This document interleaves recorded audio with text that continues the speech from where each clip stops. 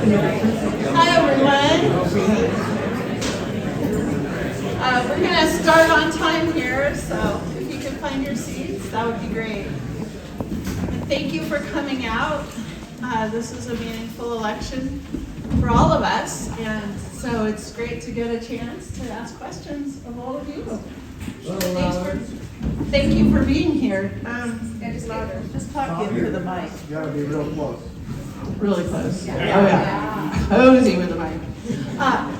So we have baskets for questions in the back. If something comes to you that you'd really like to ask, you can put a question on one of those cards. You can hold it up, and I'll come and take it back to our people behind the curtain. So, without further ado, let's see.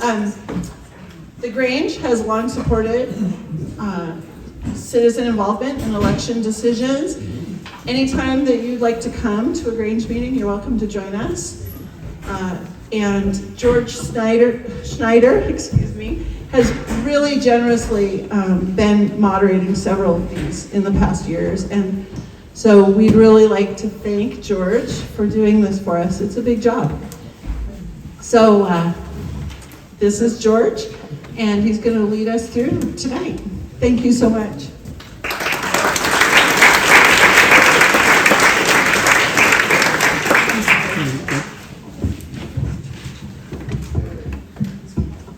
Check. Okay. Thank you. My name is George Schneider. I'm really pleased to help out this evening. Welcome to all of you. Thank you for your interest in our community and our process of electing leaders in our community. Thanks very much to the 6 candidates who are vying for positions on our school board. I will introduce them in a moment. I do want to thank, and the Twisp Grange wants to thank the following people. Simon Windell is recording the event this evening for your use later. Val Hecker is the timekeeper, and she helped in a big way planning the forum. Peter Morgan was also very helpful and instrumental in getting our questions organized for this evening. Wendy Braden, kind of the master planner and manager of the evening. We also have help this evening behind the curtain from Dwight Filer and Wendy, helping to receive your questions from the floor and screen them.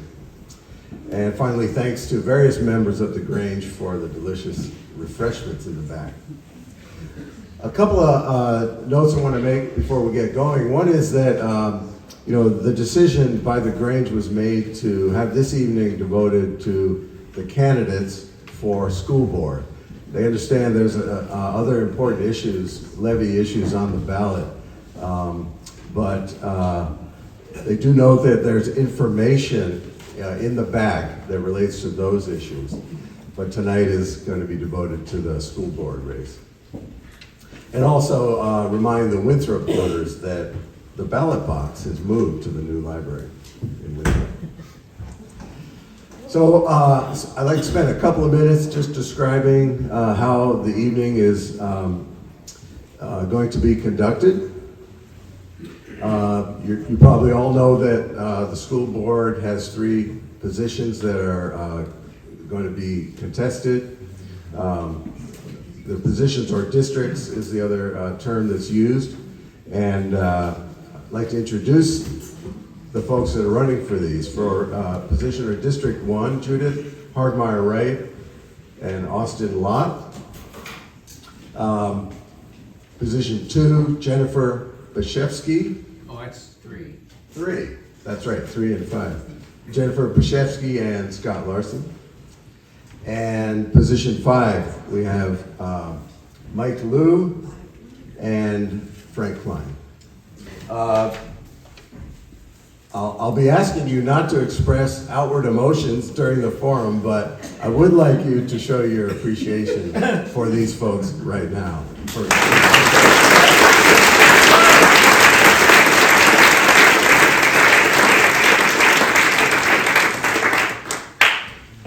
We've arranged the candidates in their various positions. It'll help, we think, make it clear in comparing candidates for their positions. But note that you'll be able to vote for your preferred candidate in each of the 3 positions in the election. As I said, we've collected questions ahead of time, and they've been edited, and we're ready to go with a number of questions. We're also collecting questions from you, and just a little guidance on those questions, if you haven't already written them. The questions should be directed to all candidates. So if you have a question for a specific candidate or several candidates, that probably won't be accepted. Try to word the question so it's relevant to all candidates. Okay? We probably won't be able to get to everybody's question, but we'll try to bring the top questions up as time allows. The first 2 questions we're going to ask have been provided to the candidates already ahead of time. So they've had a little time to think about it, and they'll have 2 minutes to answer those. All subsequent questions will be new to them, and they'll have 1 minute to answer. We have a timekeeper, Val Hecker, who will raise the yellow flag with 15 seconds remaining and the red flag when time is up. I explained to the candidates they each have 2 opportunities to make a 30-second rebuttal of anything that their opponent within their district or position has said. And each candidate can, like I said, use the rebuttal process twice, and even rebut a rebuttal. That's using 1. Finally, for the audience, like I said, we'd like you to take the time tonight to listen. There may be things that you want to express some emotion about, but we ask that you refrain from clapping or booing or stomping your feet or anything like that until it's over. That way I think we'll have a productive and respectful session. So, if there aren't any questions or I haven't left anything important out, we're going to get started. Don't try to follow the order that we have for the questions. It's a very complex, highly mathematical process that I came up with about 5 minutes ago that allows everybody to, that nobody's always going to be answering questions first. And we move along, and we'll see how it goes. So we're going to start on this end with Judith, and we'll take this first question and go down the row. Please tell about yourself and what drives you to run for or continue, in this case, on the school board. 2 minutes.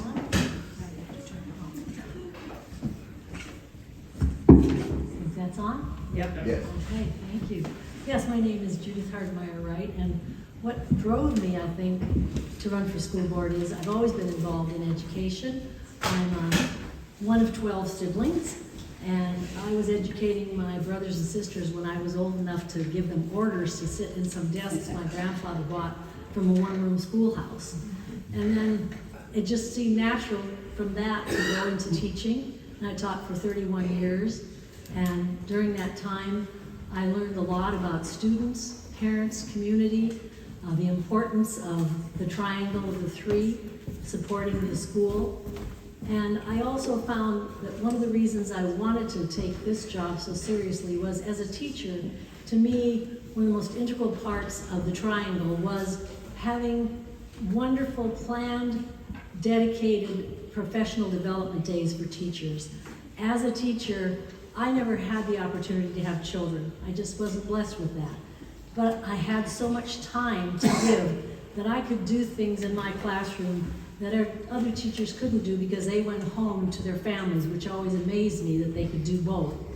And so for me, professional development for teachers, having that opportunity for the teachers to have this dedicated time was critical for me. The other thing I saw is I was a mentor in the elementary school starting in 2006, and I had an opportunity to work with sixth graders all the way back through their third grade, watching them grow.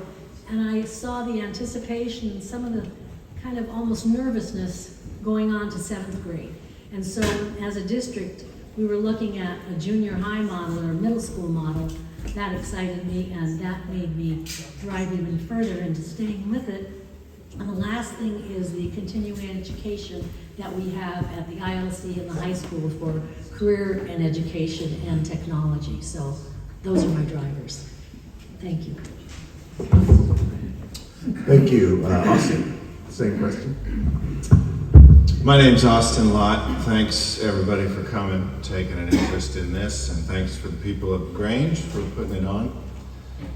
I grew up here, graduated from Liberty Bell, did all K through 12 here in the Valley. I see some of my old teachers in the audience. My kids are going to school here now, my stepkids. We got 4 of them in the, 3 of them in the high school and 1 of them in the junior high this year. And I started to care more about what was going on at the school when my kids got in there. And I had the sense that there's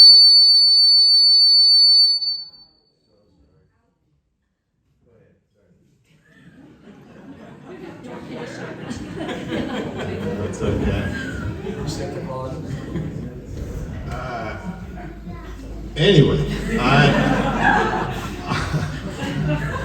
I'm running because I have a very immediate, right now, vested interest in what's going on at the school, and I have the sense, and this is not to disparage any teachers in this room at all, some of the most important people in my life have been teachers. I have the sense that it could be better, and there's a few things that lead me to believe that. And one of them is academic test results, which some people would tell you don't really matter, but we don't have much else to use as a measure of the effectiveness of the education we're providing our kids beyond that. So I'd like to see an increased focus on academics, and that's really the most important thing to me for my kids. Okay, thank you. Jennifer?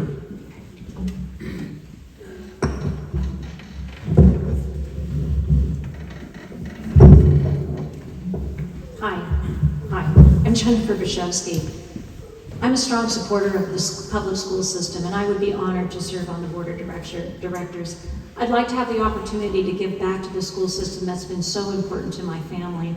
I've actually wanted to be on the school board for a long time. My son Tom went to school here from 1st through 12th grade, and I was involved with the school system at that time. I was really impressed with the opportunities that the school provided, but I could also see the challenges that the district faced. I retired from my 37-year Forest Service career in 2017. I held a lot of different jobs in the Forest Service, but all of them involved managing programs, supervising employees, managing and developing budgets, working on teams, responding to emergencies, and working extensively with the public. For the past 7 years, I've been working on the board of directors of the Methow Valley Education Foundation, which is a nonprofit organization that gives scholarships to graduating seniors. This has given me the opportunity to work with the district to learn about the needs of graduating seniors, and also opened my eyes to a lot of the economic hardships that some of our Valley families face. The school faces a lot of challenges these days, trying to meet the diverse needs of the students and the teachers.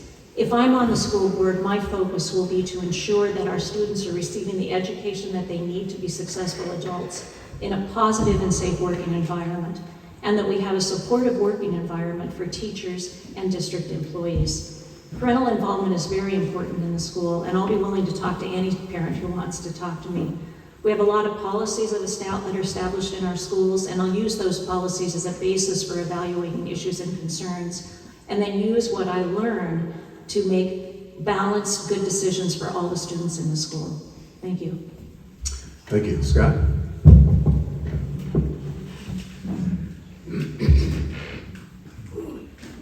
Well, once again, I want to thank you, George and Val and everyone else here for allowing us to speak.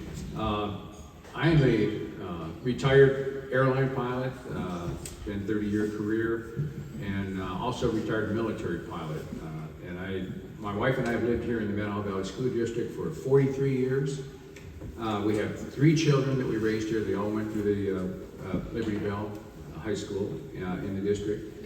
And we presently have 2 grandchildren here. So we have a vested interest, my wife and I. I'm deeply concerned about the direction that many school districts in our nation are heading. Washington State's public schools presently have an educational performance national ranking of a C-. I'm particularly concerned about the math scores, and here the U.S. News calculated the proficiency level for math at Liberty Bell is 28%. The target, I believe, was 90% that they're shooting for.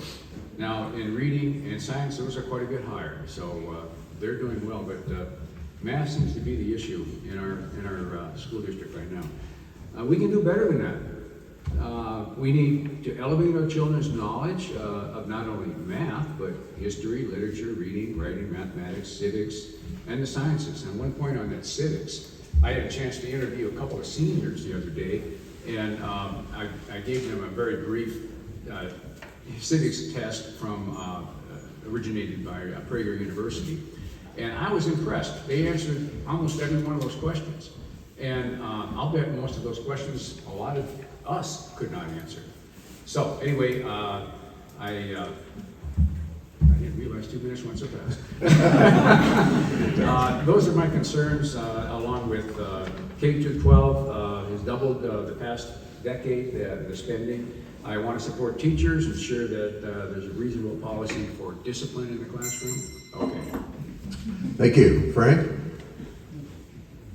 I'm Frank Klein, and thank you all for coming this evening, and thank you, George and Val and Wendy and the Grange for hosting us. A little bit about me. I grew up in Pennsylvania in a small college town, left home at 17 after receiving a competitive appointment to the U.S. Coast Guard Academy, graduated with a Bachelor of Science in Nautical Sciences and a commission in the Coast Guard. Spent the next 5 years in the fleet as a commissioned line officer before resigning while I was stationed in Seattle and started my lifetime career in real estate. After living in Seattle for 20 years, I moved to Mazama, where I still live on a small horse farm.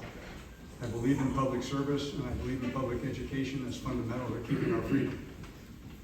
Having served as a member of this board for 20 years, I possess firsthand knowledge, proven collaboration skills, and personal qualities that positively contribute to our school district. Our board policies, open-mindedness, and focus on fulfilling the needs of each individual student have attracted forward-thinking administrators, dedicated professional educators, and broad-based community support. During my tenure, clean financial audits, significant growth in student enrollment, expansion of educational programs and extracurricular activities at little to no cost to families, and the successful passage of numerous levy and bond approvals all serve as clear evidence that we invest in what we value, our students. Serving as one of your school board directors for the past 2 decades has been a privilege for which I thank you. We've come a long way, but there's more to be done. With your support, I'm eager and qualified to stay with it. Thank you, Frank. Mike? Thanks. Good evening. My name is Mike Liu, and thank you for showing up and being informed on the school board race. It's an important one. A little bit about myself. My wife and I raised 4 kids, and we have 8 grandchildren. We both homeschooled. We also had 1 or more kids in private school or public school at various times in their education. Because of my career with the Forest Service, we moved around a lot, and so we were exposed to quite a few different forms of education for our children. So I believe that has provided me with some insights on curriculum and how children learn.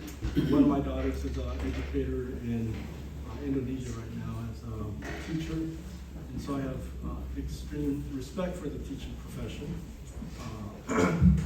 As far as my government service, I spent 36 years with the U.S. Forest Service. It reads a lot like Jennifer's in terms of different positions, supervision, working with the public through various partnerships and collaboration and developing skills that I think would help provide me with the skills necessary for the position on the school board. Since my retirement, I've been volunteering here in the community as well as serving on various boards with Methow Trails and C6 Forest to Farm, looking at options to bring biochar into the community or use biochar as a way to treat wood waste. And that has provided me really insights into the nonprofit world and working together there.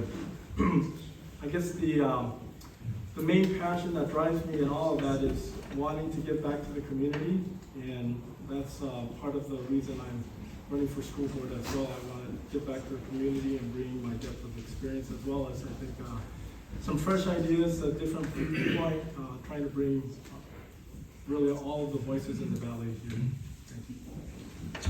Okay, thank you. Excuse me, back here, can I ask that people speak into the microphone? We can't hear. My apologies, I have a soft voice.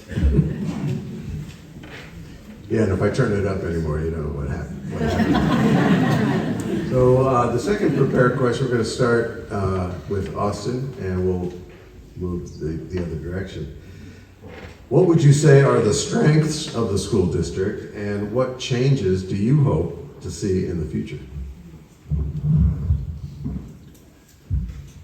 Well, I think the school district does a fantastic job on 90+% of everything that goes on.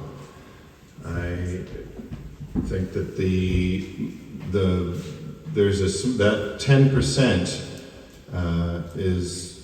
is about all that needs to be addressed. It's mostly good. The one thing that I keep hearing about, whether it's from kids who are in the school district or from parents of kids who are in the school district, is discipline or a lack thereof.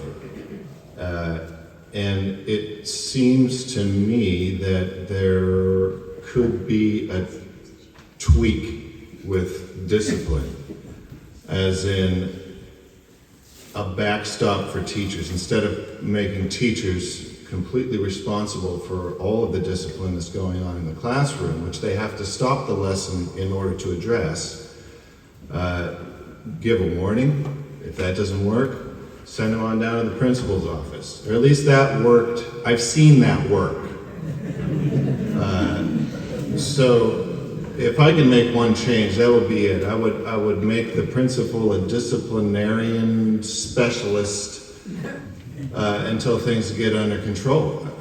Give the teachers a hand. Have the ability to exit an unruly student shortly after a warning for the sake of everyone else. I think that would make a huge difference in the academics. Thank you. Judith, same question. Too close again? Okay. Well, I was fortunate enough to join the school board 8 years ago after quite a few of the changes that I would have seen as positive ones had already occurred. And one of them was a listening session that was put on by, at that time, the new Superintendent Venable, and the board and superintendent and other stakeholders in the community came up with 6 strategic areas of focus. And I just want to read those because in every area we have achieved a goal that is, in my mind, wonderful and something that this whole community should be proud of. A system of exceptional teaching and learning. We continue to get teachers from other areas who come in with outstanding credentials, we even have one of the students who went from Liberty Bell to Harvard and is back teaching. We continue to get people from the community who want to be involved in our classrooms and in educating students. That speaks highly to that area. Innovation and flexibility. Well, if any of you have gone down to Twisp Works and looked at the new automotive shop or the welding shop or all the apprenticeships that are going there, down in that area, you'd just be amazed at things and opportunities that the kids have. Early childhood education. We paired with Montessori and came up with a way to get, at that time, half-time kindergarten was available in most schools. We now have full-time kindergarten, which shows tremendous effects for long-time growth in children if they go full-time. Equity and excellence, we've taken away most of the pay-to-play, most of the costs that would go to families, and we keep working on chipping away on those. A learner profile, we've come up with what we want our learners to be. And finally, family and community engagement. We have parents involved, we have community members involved, and hopefully we will grow that even stronger this year. Thank you. Thank you. Mike? Thanks, I'll try to project more. So, I think the school district has done really... I know, is it on? Is it on? How about this? Can you hear this? How about that? I guess we're speaker deprived over here, or challenged. So everyone in the back can hear me now? Is that okay? Okay. I think the school has done an excellent job in a lot of areas, including the REACH program, which has really tried to incorporate some homeschoolers that are out in the non-public school system. The trades that were mentioned, programs in the school have been wonderful, and I fully support that. Talking with a lot of the graduates, I think the school has done very well in language arts as well. And other areas, I was talking to someone here tonight about the culinary arts program. I was just talking to someone today about how the kids are loving that program. And the advanced placement program as well has been great. We have a good school lunch program or free lunch program for those in need. So there are certainly a lot of good things happening in the school.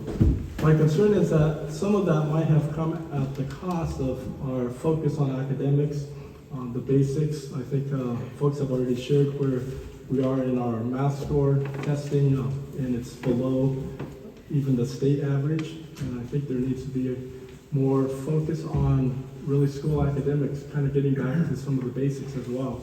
I think we can have diverse programs like we have, and also on good academics. There's no reason why the two can't coexist. So that's certainly an area of focus that I would want to bring to the board, in addition to, I think folks have mentioned the parental engagement, and also the student mental health is really becoming quite a crisis. So that's an area that I'd like to spend more time engaged with the public and parents and teachers. Thank you. Frank? Okay, it's your choice whether we turn the mic off or on. Leave it on. Keep it on, please. Our strengths are reflective of the feedback shared with us. Case in point, 4 years ago during the Dream Big event, we received almost 800 responses, resulting in the development of some common themes. Here's a partial list of some of the many actions that have followed. A commitment to maintaining smaller class sizes, the creation of a dedicated middle school model, the build-out of an expanded CTE pathway, a significant investment in industry standard technology as reflected in the recent renovation of the welding shop and outfitting of the automotive tech shop, the rapid expansion of community-based internships and paid apprenticeships supported by local businesses, nonprofits, and mentors, the expansion of rigorous dual credit coursework in the form of college and high school, providing all high school students with college-level coursework and credit at no cost to the student and or family. The expansion of REACH homeschooling from K-8 to K-12. Expanded career and college counseling services, mental health counseling services, and expanded school nursing services. Development of a comprehensive county-wide emergency operations plan in partnership with law enforcement and first responders. A fully staffed special ed program with a full-time school psychologist. Multiple after-school clubs and childcare at no cost to families, facilitated by caring, competent community members. The elimination of all school-related fees. My hopes for the future, the continued expansion of CTE courses, the continued expansion of rigorous dual credit coursework at no cost to the families, the continued expansion of community-based internships and apprenticeships, expanded family and community engagement opportunities, and strengthening our many existing partnerships and cultivating new ones. Thank you. Thank you. Scott?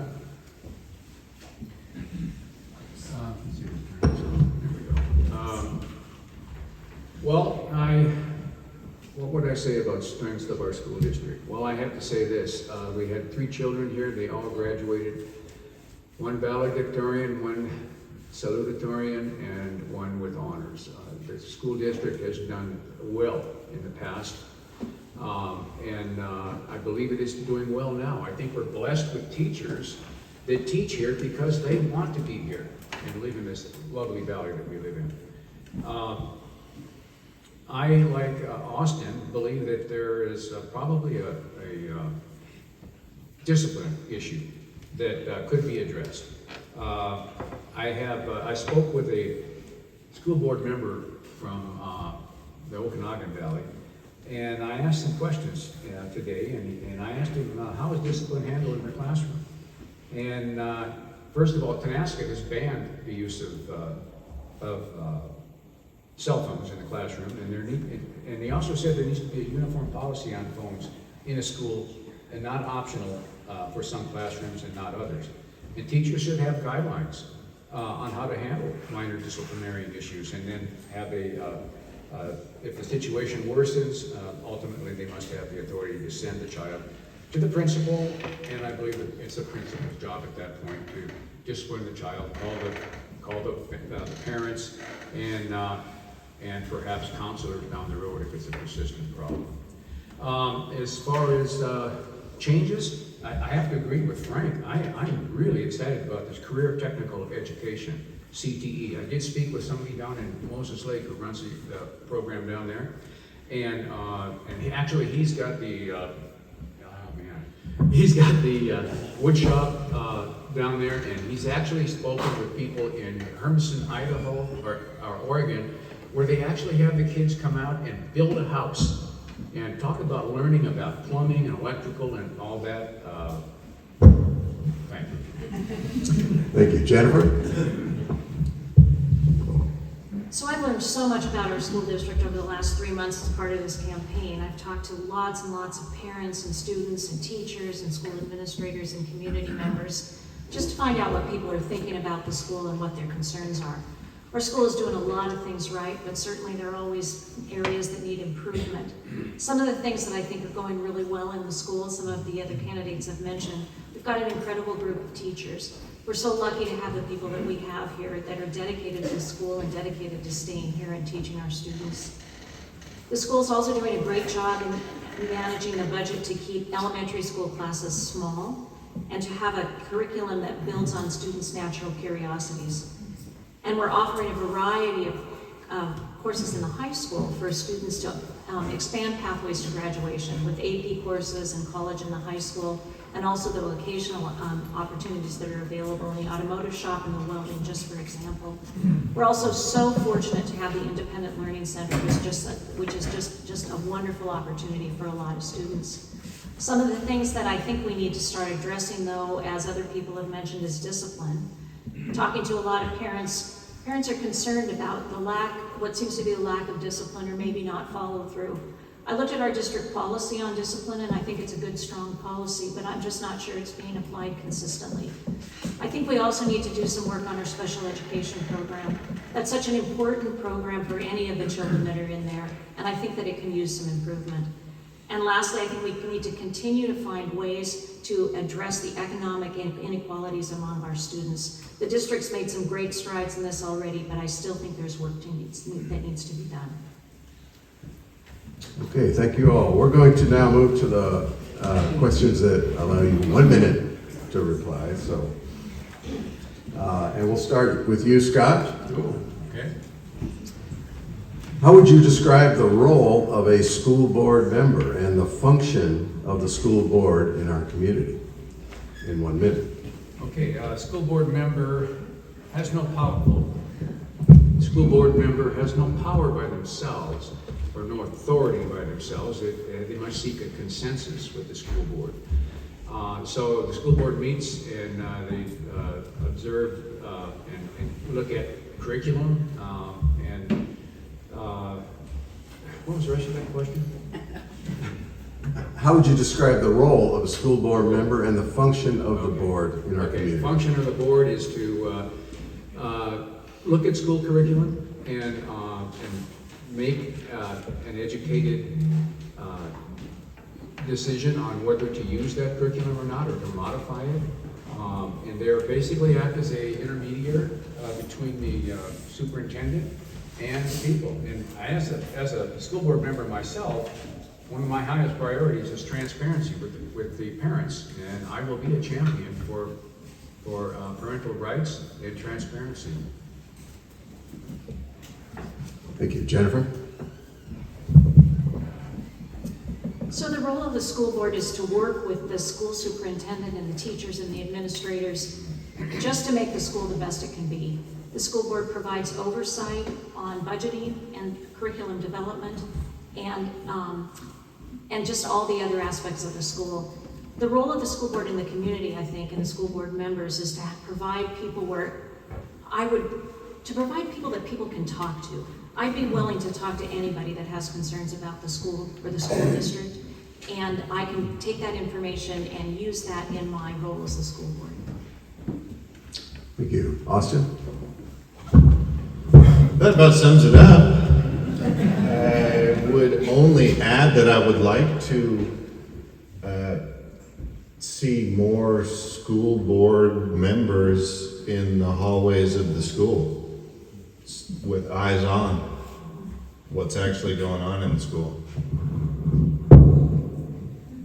Thank you. Judith? I think the role of the school district or the school superintendent is to be our guide, and we as the board are to be your representatives. Our role is kind of limited in that we are fiscal budget watchers. We watch the budget, we set the budget. We are also tasked with making sure that policies that come from the state are upheld. We take an oath to uphold those. We are also looking at curriculum that is required sometimes mandated, and sometimes suggested. We look at that and see if it's a fit for our community and for our school district. And then we have the obligation to be listeners to the community, to the parents, and to the students for what their needs are that we haven't met at this time. Thank you. Mike? Thank you. I think folks have mentioned the role of the position pretty exhaustively, so I won't spend a lot of time in that, but I would like to talk about the function here in the school board. And as a elected position, I think it's really incumbent on each individual candidate to be a representative of the community. And like Jennifer, I would like to offer that if elected, I would be very available to the community, even as I was available as a district ranger. I believe in transparency and accessibility, in a listening ear to hear the many concerns and voices that are out there, and to give everything a fair look and shape. I believe that it's in the community where there's problems can be solved and looked at. And so the function of the school board, and particularly as a board member, I think it's really important that we are representatives of the community. Thanks, Frank. Yeah, this is a bad one to be the last one on because it's all been covered really, but there are some subtleties. The school board is, we're a governing school board where we establish and make policy. And a lot of folks say the most important job that the school board has is to hire the best superintendent. And it's the only person on the payroll, if you will, that the board is responsible for hiring. And once we hire and set out policy and set out guidelines and together with the superintendent, then it's the board's job to get out of the way and let that happen and monitor the progress that's made by the superintendent and the staff. The one thing we don't want to do as a board is to get in the way of the education process. I disagree a little bit with one of the comments about hanging out in the hallways. I think that's personally counterproductive. Okay, thank you. We have the next question. We'll start with Jennifer and move to your left. Bullying in our schools continues to be a problem for many students. What do you think should be the role of the school board to help address this issue? I've talked to a lot of parents that are concerned about bullying in the grade school and in the junior and senior high schools. People are concerned about things that are happening on the playground and feel that maybe the issues aren't being addressed properly. The school actually has a really good policy for handling harassment, intimidation, and bullying. But as I mentioned earlier, I'm not sure that it's being followed through consistently.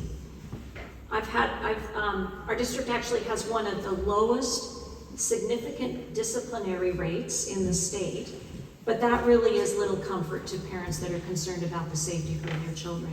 I've also heard from parents that are concerned about drug use in the high school. Our district has good policies for dealing with all of these. As a school board member, I would just monitor what's going on and making sure that we're following the policies that are established. Thank you, Scott. Well, this bullying, I think, is related to the discipline issue. I did speak with a parent who actually had to take their child out of school and start homeschooling because of a bullying incident where the child was held down by 3 boys. Actually, the child was classified as a black student, and it was pretty brutal what was said to the child, and I understand the mother's concern. I think I don't know what happened. Some of these school board members might know, but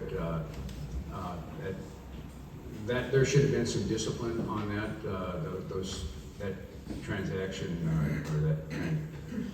I mean, it required probably some expulsion and some severe disciplinary action, and bullying should not be tolerated at all. Period. Thank you, Frank. Bullying, it seems to be a fact of life to varying degrees, and our staff, our coaches, the adults that come in contact with the children, including the board, at the board level, set the tone for respect, dignity, and belonging, what it looks like, what it sounds like, and then we hold ourselves accountable if something goes crazy or goes wrong, and there's accountability at the other end. But the only thing, modeling the behavior that you're seeking by as many adults, and we have so many adults now involved from the community with the mentorships and the internships, that there's more and more direct adult example of how to live in a society without bullying.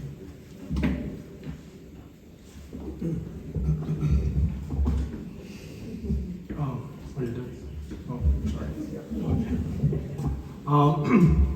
Yeah, I think the question being raised is one that's on the hearts of many parents, and I guess having raised a bunch of kids and having been to school, I think one of the things I'd like to see is not only setting clear expectations, but also making sure the students know what the consequences are and following through with those. I think Jennifer alluded to that a little bit in that, the policy may be in place, but if the students don't understand that the expectations are going to be enforced, then the policy really doesn't have a lot of teeth. So that's one area I would look at. The other is bullying occurs both at school and outside of school, and certainly I've talked with bus drivers and others who are concerned with that occurring on the bus as well. And I'd like to see a program where there's ride-alongs with either parents or others who can help chaperone the school buses and address some of the bullying that goes on there.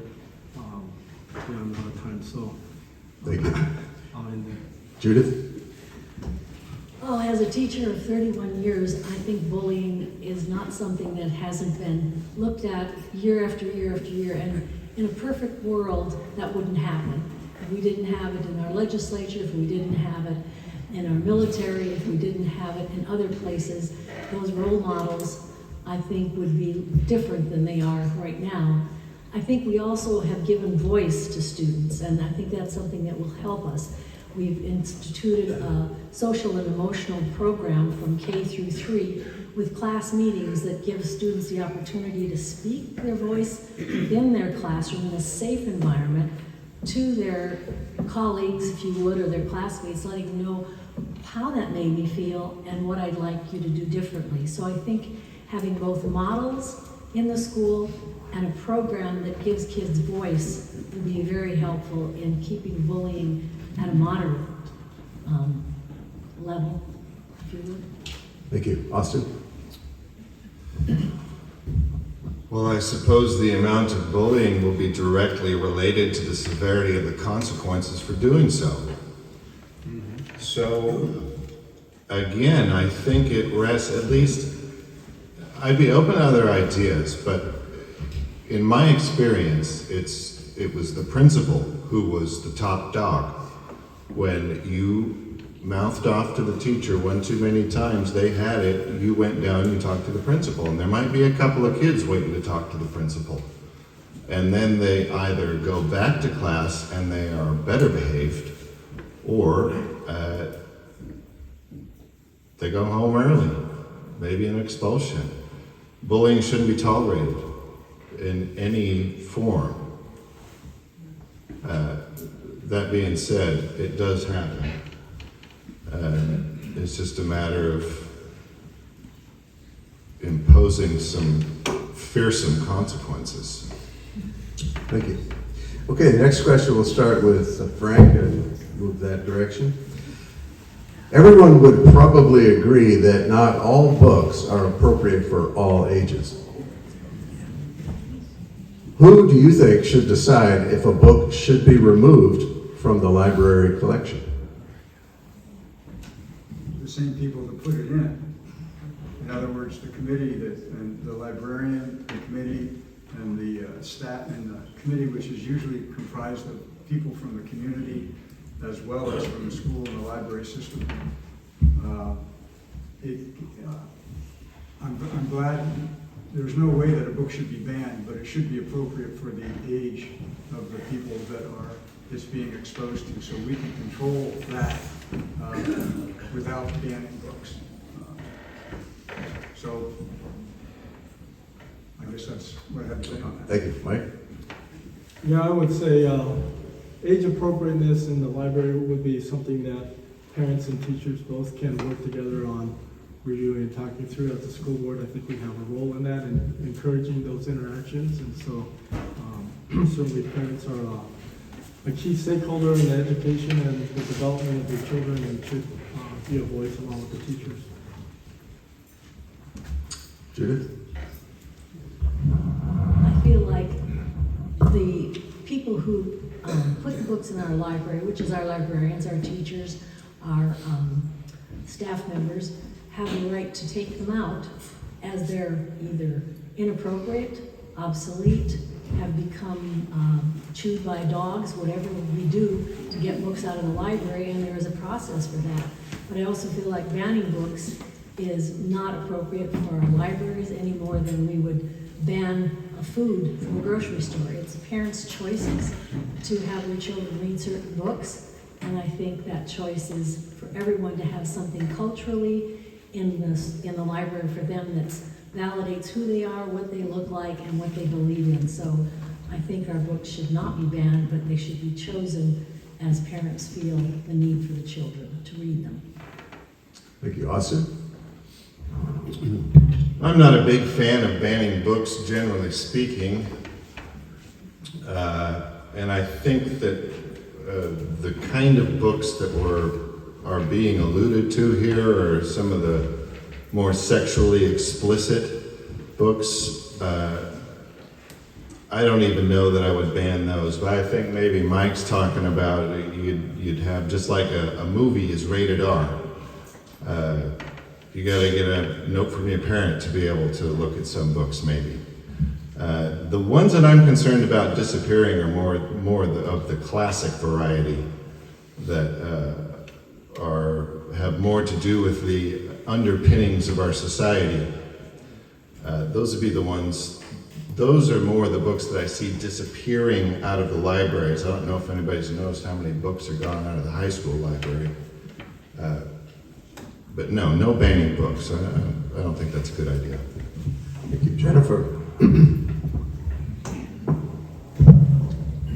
So I believe strongly that our library in the school district needs to be a place of reading freedom, where every kid that walks into the library feels included and respected by the books that are surrounding them on the shelves.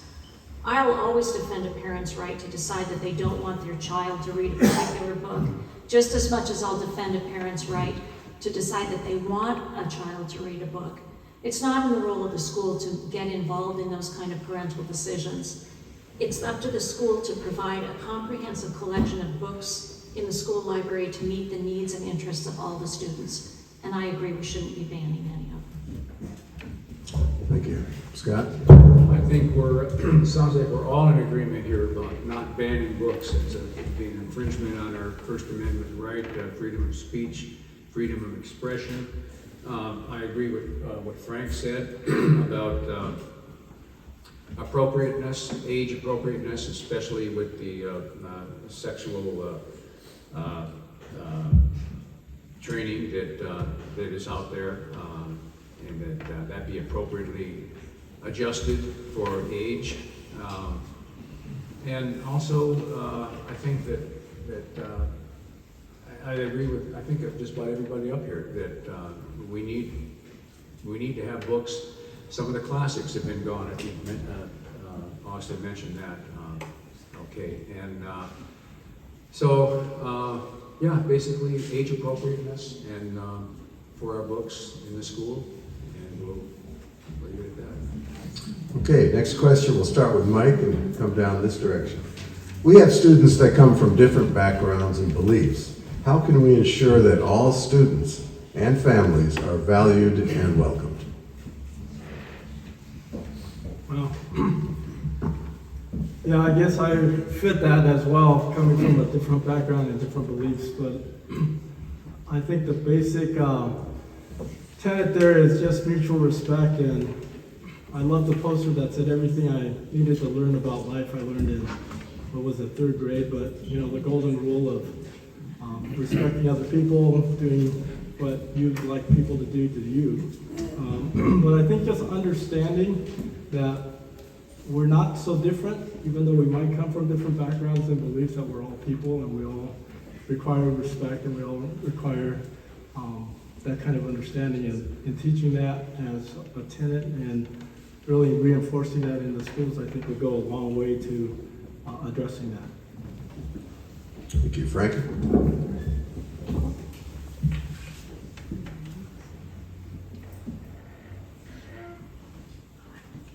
Frank, your turn. No, excuse me, could you? Oh, yes. Please. Oops. We have students that come from different backgrounds and beliefs. How can we ensure that all students and families are valued and welcomed? Well, treat everybody with respect, dignity, and inclusivity. In other words, have policies that are welcoming to all students, regardless of their beliefs, regardless of their economic background. And one of the things that has been kind of a personal campaign of my own since I've been on the board is to do away with all the fees that are almost invisible hurdles to a lot of families, because of it excludes them participating in activities if they have to pay an extra fee.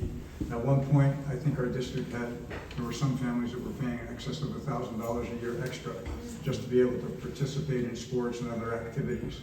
So that is now history, and that's just one of the hurdles. So it's to try to remove the social hurdles that keep people from feeling like they're welcome. Thank you, Scott. I have traveled all over the world in my career. I've been involved with many cultures, many different races, from India to Africa to Asia. In fact, I've noticed that in Asia, many of the students there are carrying a book bag 5.5 days a week going to school. But as far as addressing that question,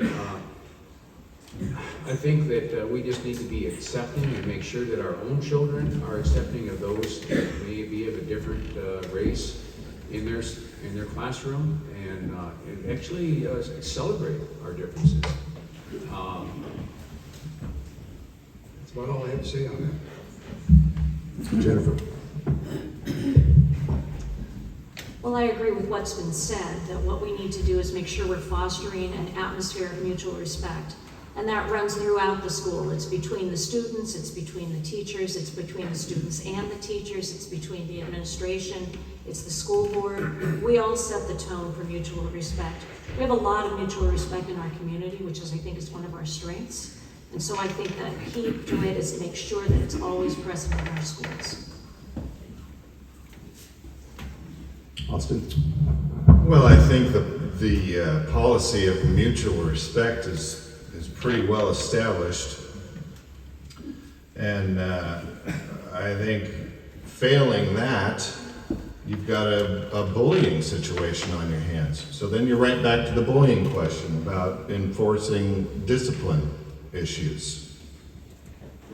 Everybody understands that it's supposed to be a place for mutual respect. I don't think there's one kid in there, even the bullies, who come to school thinking, oh, finally, I get to abuse people because that's what I get to do here. I hope not, and if they do, again, you've got a bullying issue.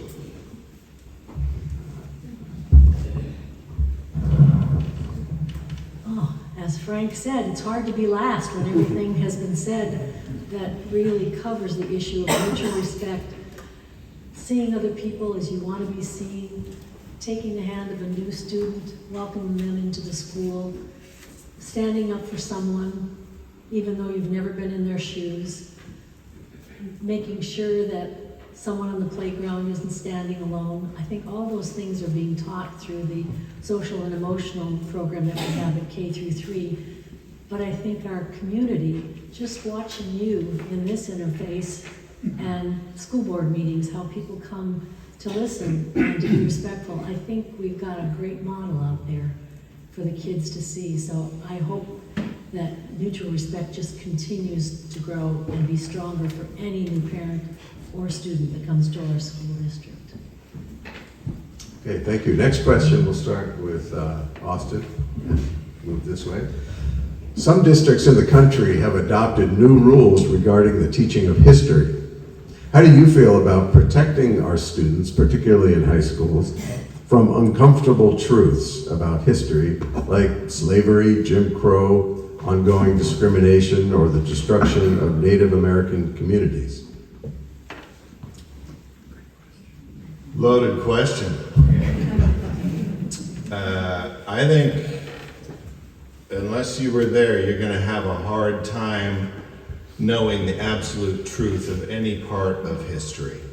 So I think the important thing would be to try and convey that to the kids and introduce an element of maybe debate about history, because we can, pick your point of view, you can find it on the internet, opposing points of view, and they're both saying they're true.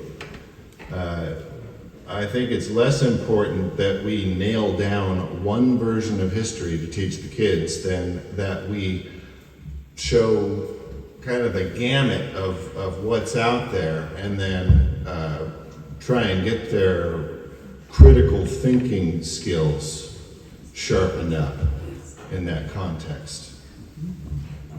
Judith? I think to focus on the fact that history might make you uncomfortable is kind of a misnomer, because life is uncomfortable. Every day you face things that are uncomfortable. Just last night I was watching The Buffalo in America and Ken Burns' issues of how that was uncomfortable for the Native Americans, or uncomfortable for anyone to see the loss of this beautiful animal. So I think history is uncomfortable, and I think teaching it, allowing the debate about how that really affected us today and how it affected people in the past gives us a real insight into where we're going tomorrow. So I want to have critical thinking, and I want to have discomfort in history classes. I think it's critical. Thank you. Mike? Thanks. I don't think you can really change history. I think as a result, the best thing we can do is to learn from history. And so, to me, a good historical perspective, which includes hearing all of the different voices that bring light to that historic event, or time period is important, and also the context of that time period. I think it's important to understand history and context and not just viewing history through our current society and our current norms. And so I believe teaching history and context and learning from that are some of the key components. And I'm not sure which new rules they're referring to, but certainly those would be some of the principles I'd be looking to make sure we retain. Thank you. Frank? Yeah, the question, the premise of protecting them, or that choice of words, I don't think we should protect them from differing opinions. I think we should use that, as has been mentioned a couple times, just to concentrate on critical thinking and teaching them skills to research on their own and to look for the truth, or look for their truth. But protecting, I don't think we should protect them at all. We should expose them to as much as possible with teaching and with developing the skill to sort through and determine for themselves the importance of history and what it means to make it. Thank you. Scott? Well, I'm concerned about the rewriting of history.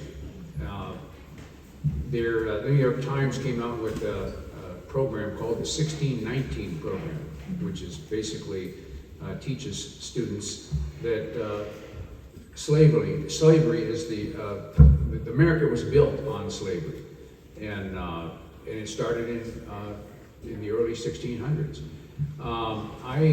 I'm more of a traditionalist. I think look back at the founding fathers and what they wrote about the creation of this country and all of the history that's been written since then.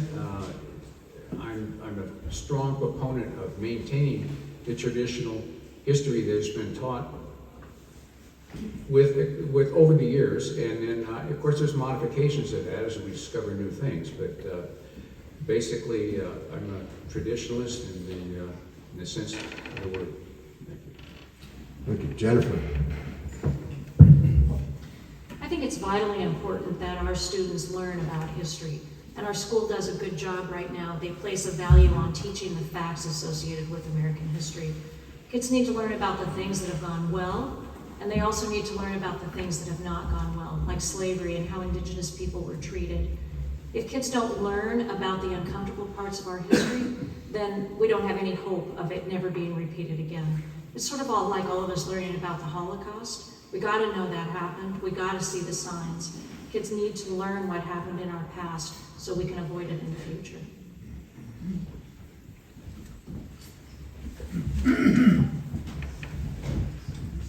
Okay.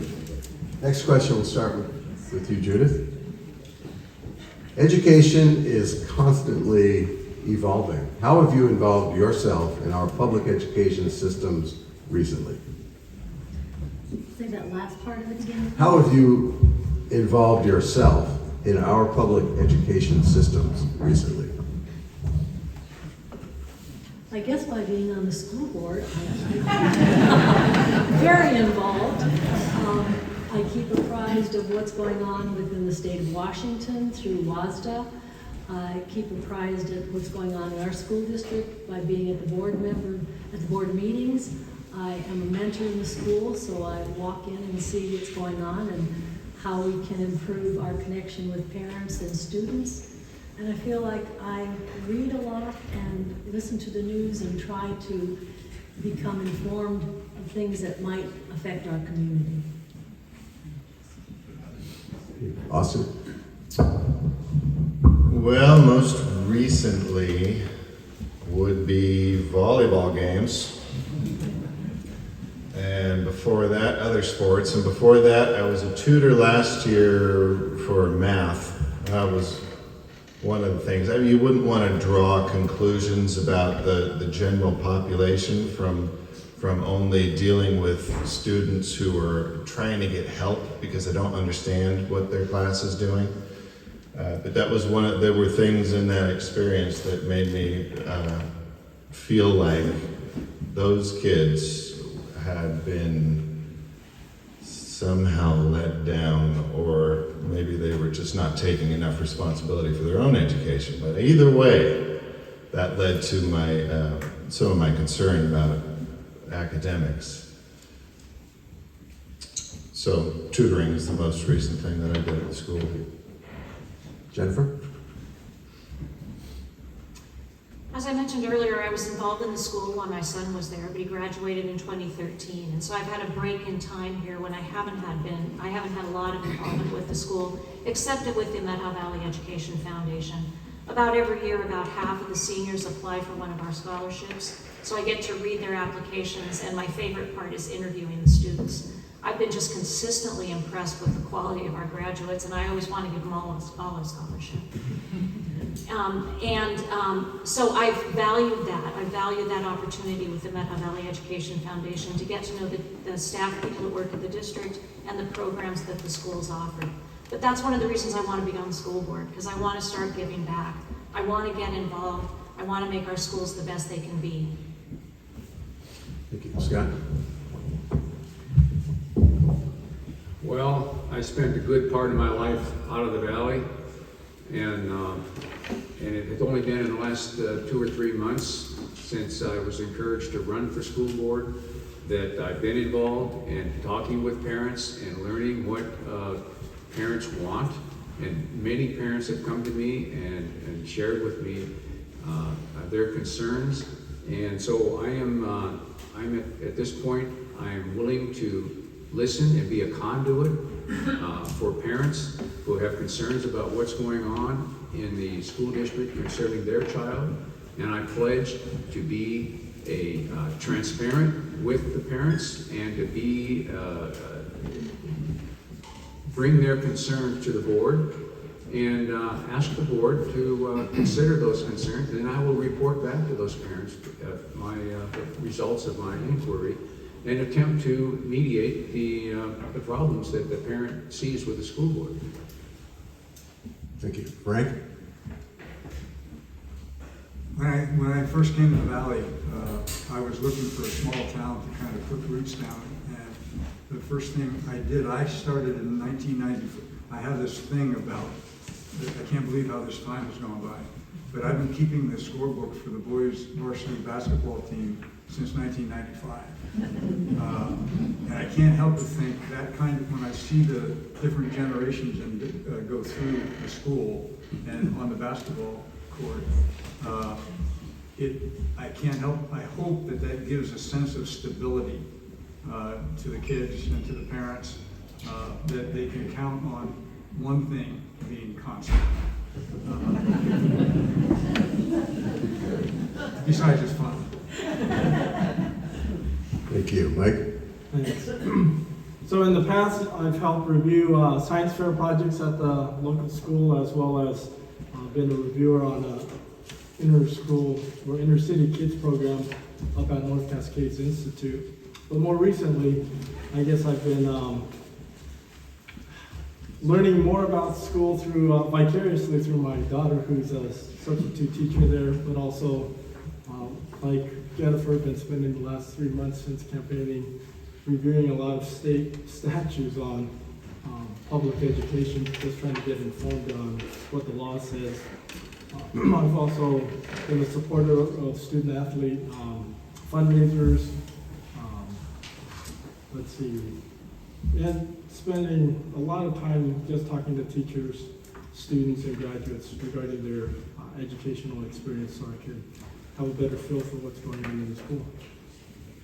Okay, thanks. Next question, start with Jennifer and move in that direction. Is there anything about the current science curriculum or STEM program in general that you think should be changed?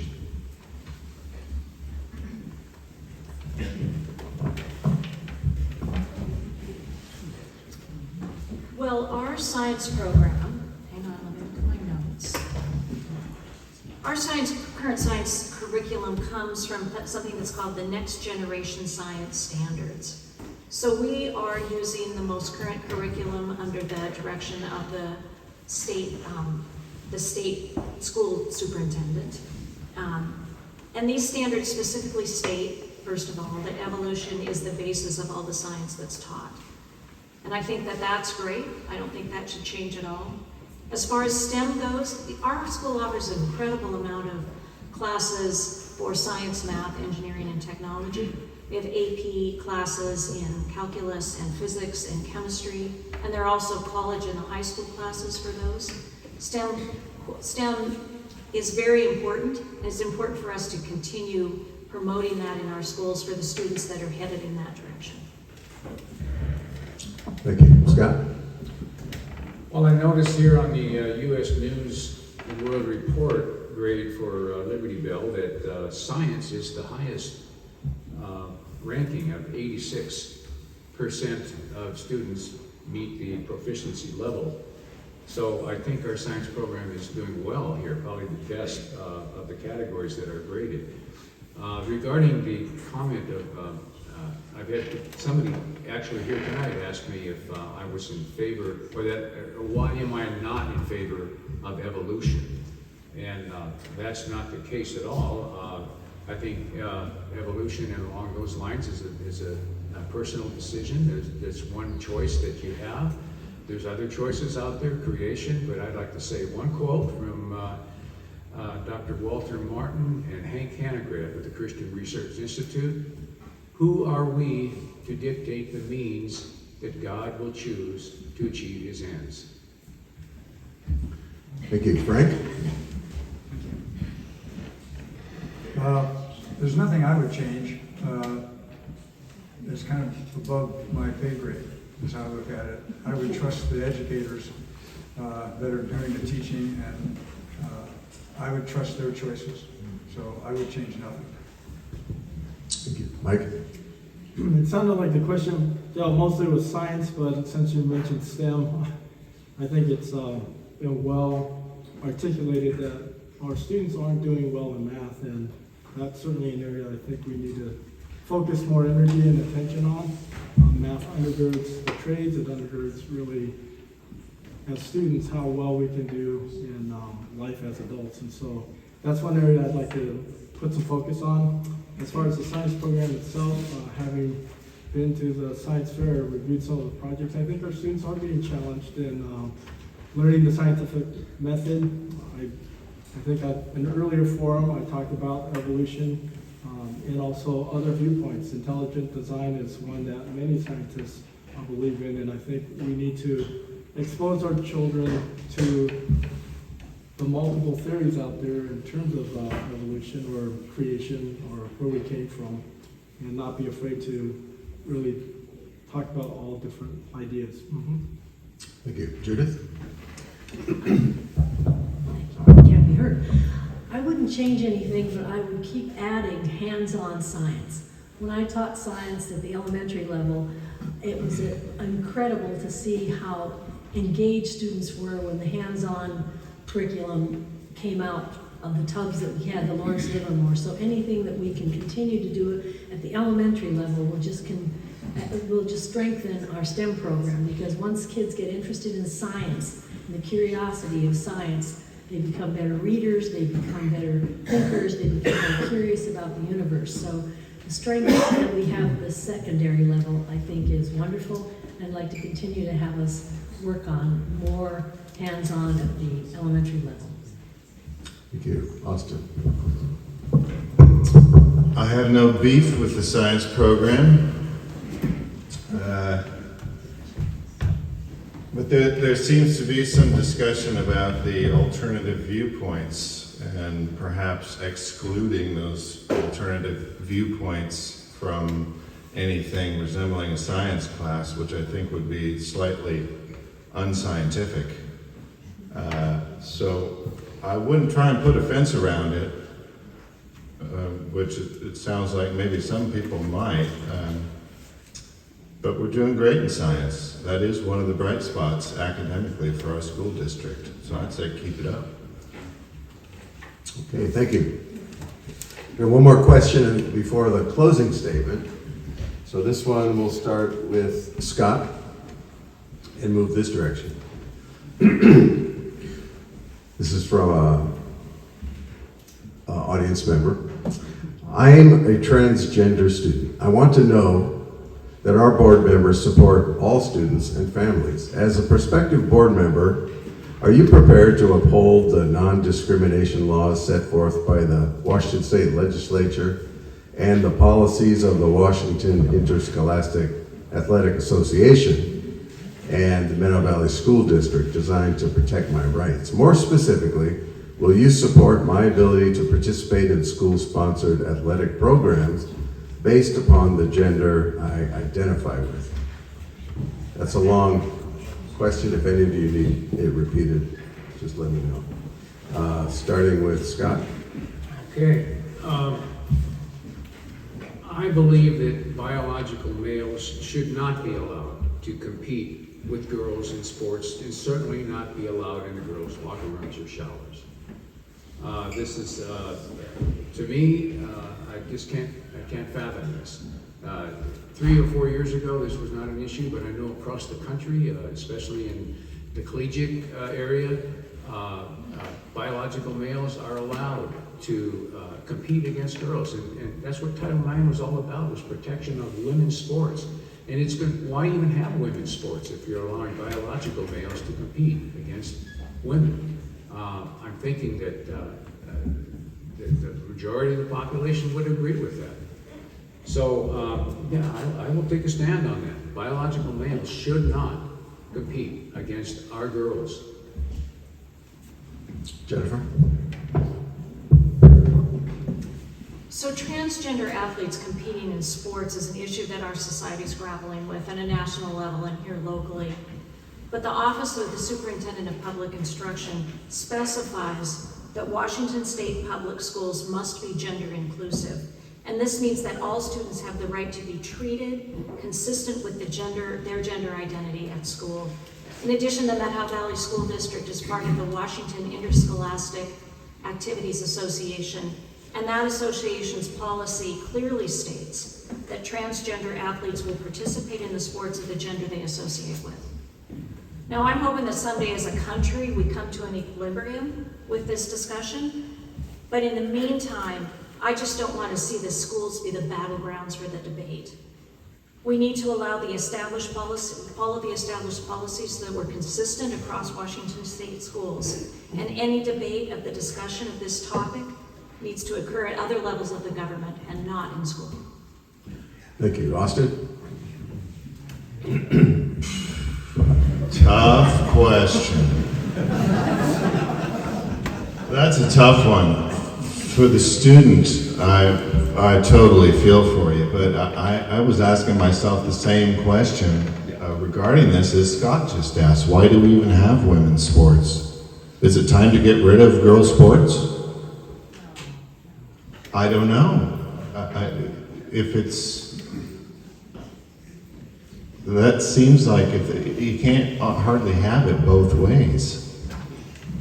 So I would have to agree with Scott on this one, just on the, I have girls, I have daughters, and I'll tell you what, I mean, like I say, all due respect to the student, but I would be really upset for one of my daughters if they missed out on a trophy or a scholarship or a spot on a team because of this issue. Thank you.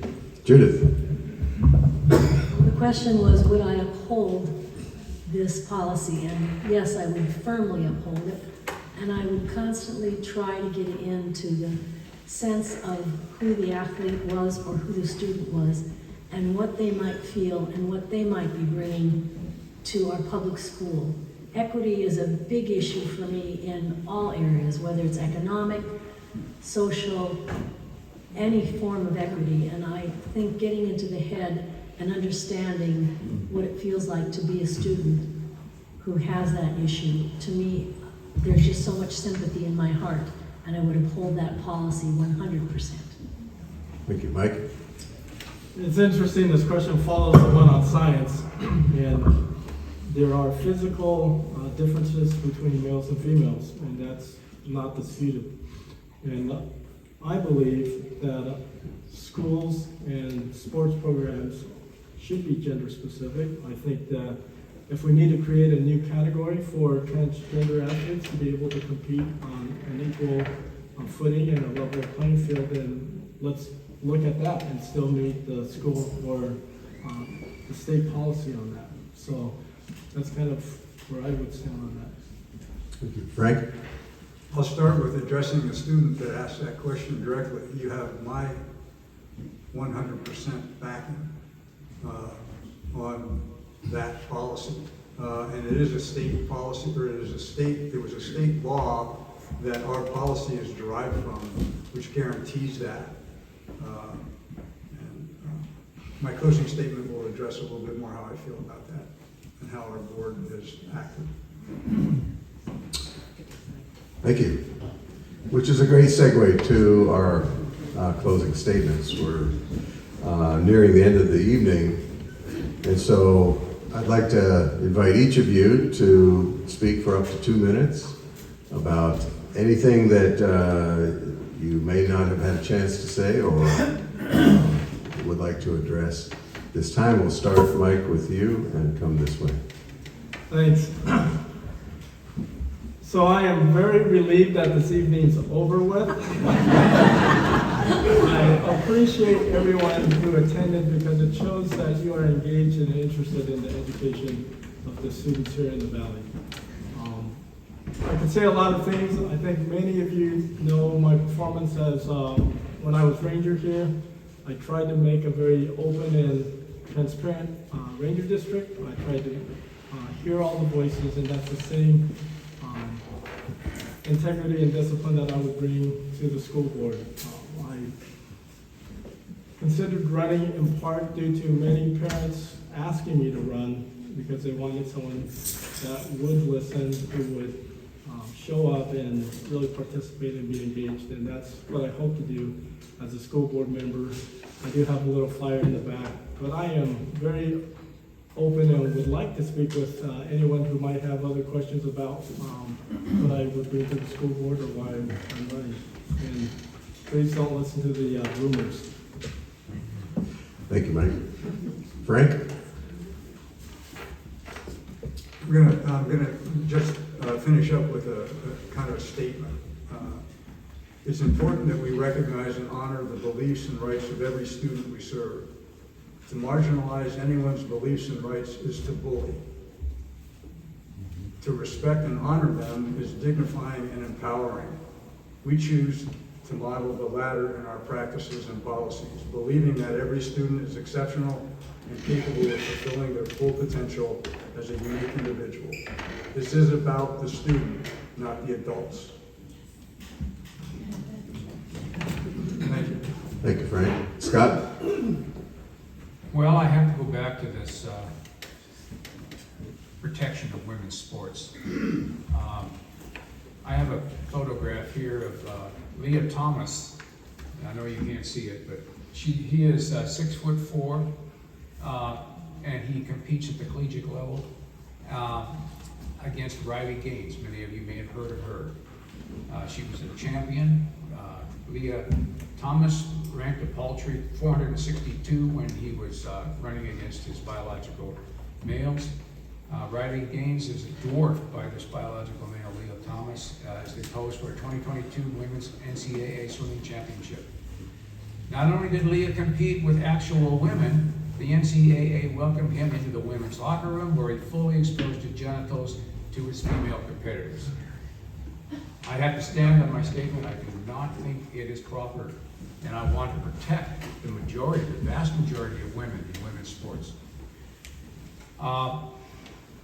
If elected, I promise to foster and promote transparency between parents and the school district, and I will freely give out my contact information, and I'm willing to meet with any parents who have issues and concerns with the school board and seek a resolution like I mentioned earlier. Students who know America's exceptional principles and history grow into citizens who respect the rule of law. value traditional families, pursue opportunities, seek prosperity for all, rail against the injustices and tyranny, act with moral clarity, grow in their faith, and become stewards of the liberty that was conferred to them by our founding fathers. They will strengthen America's four corners of liberty, life, faith, and community. They, America, and their fellow Americans will flourish. I humbly ask for your consider to elect me to the Methow Valley School Board. Thank you, Scott. Jennifer? I forgot to give you the microphone. Everybody. Hey, was that loud enough? Yeah. I think so, yes. Yes.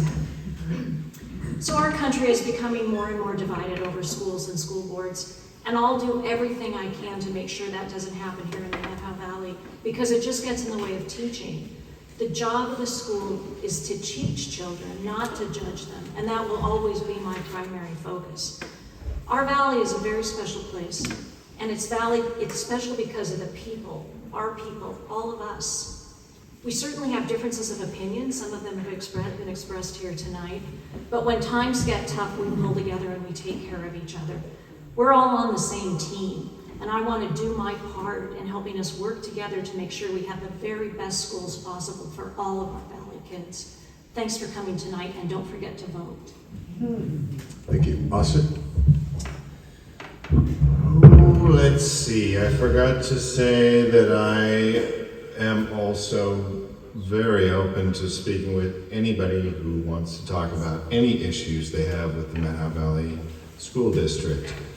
Just to follow up on some of the hubbub there, I think it's equally important to protect girls who don't identify as transgender and boys who don't identify as transgender as it is to protect boys and girls who do identify as transgender.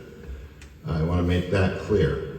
I don't see one as being more deserving of consideration than another. And with that, I hope to speak with some of you. Thank you. Judith? Thank you. I don't know if that is a portentation of something to come. I'm going to fall from grace or what? But looking down at the audience tonight just makes my heart feel good, because I have run unopposed twice and have often wondered, where is everybody? And it's so nice to see everybody and to have challengers and different points of view, and to have us still be civil and to have us care about one another. And I worked for you for 8 years. I worked hard. I spent hours. As all the board members know, you make choices. Sometimes your vacation is not what you want it to be, because you're here working for the people who elected me.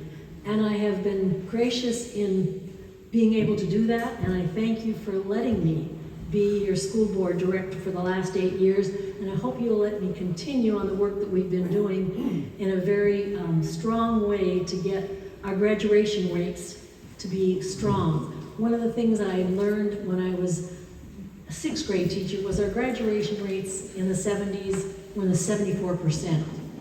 That just scared me. What was happening to our world of graduates? We've continued to grow. And at Liberty Bell, our rates are in the 90s now. And I think with our CTE program, we're offering more choices. Kids have to stay in school until they're 16, but their brains don't always stay with us. If we don't have them challenged, if we don't have them excited, if we don't have passion in their hearts, they're not with us. Their bodies are here, but their brains aren't. And I want to continue to offer opportunities for these children to be challenged, excited, and passionate about their future. So, thank you. Thank you, Judith. That is the end of the questioning. Congratulations, you made it through. Please join me in expressing appreciation.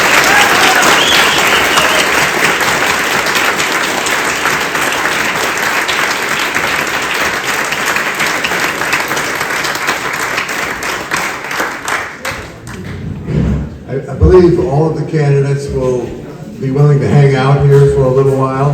If you have any direct questions or comments for them. Thank you, everybody, for coming. Have a safe drive back.